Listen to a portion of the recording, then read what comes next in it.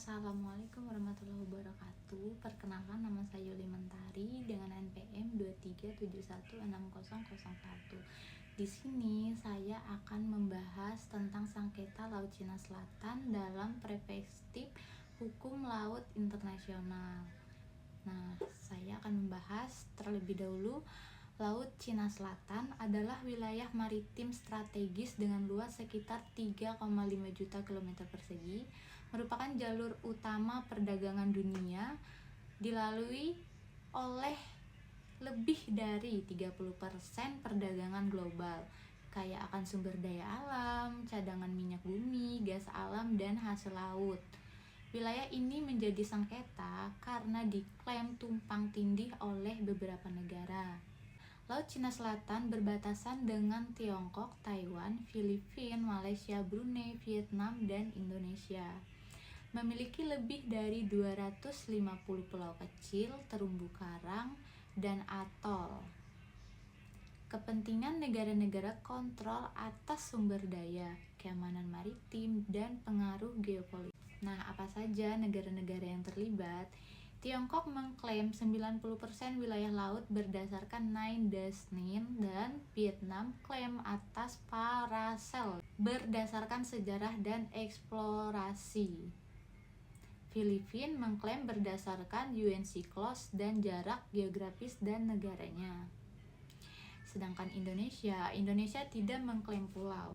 Nah, di sini saya akan memakai dasar hukum klaim UNCLOS 1982. UNCLOS menetapkan zona maritim laut teritorial 12 mil laut, G 200 mil laut, dan landas kontinen.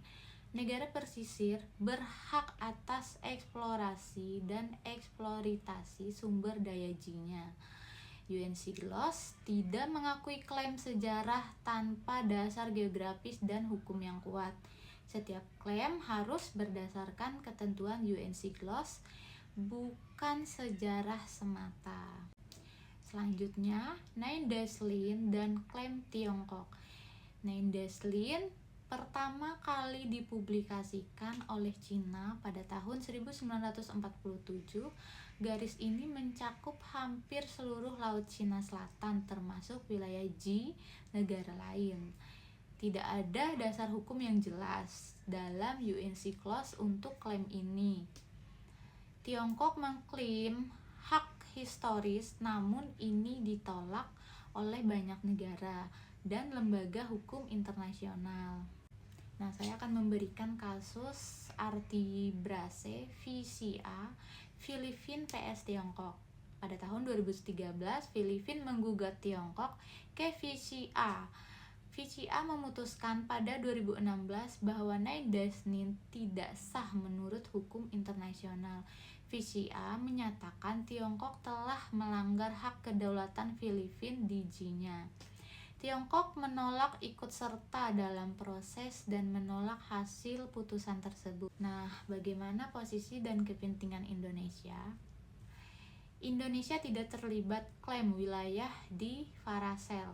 Indonesia fokus pada pelanggaran oleh kapal Tiongkok di G sekitar Natuna.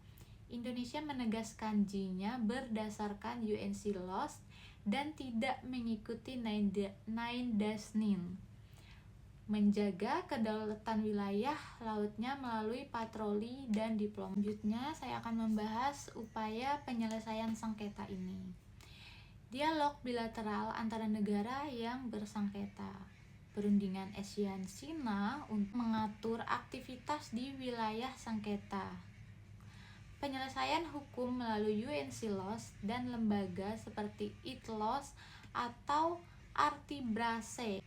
Diplomasi menjadi jalan utama untuk mencegah konflik bersenjata. Saja sih tantangan dan dampak globalnya.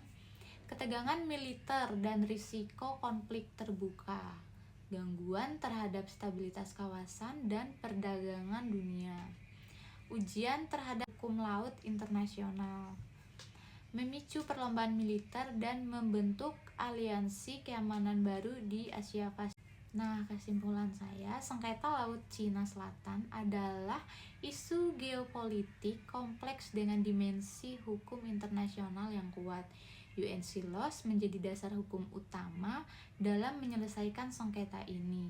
Diperlukan komitmen bersama negara-negara terkait untuk menyelesaikan konflik secara damai. Pergaulan peran ASEAN dan komunitas internasional penting untuk stabilitas kawasan. Terima kasih.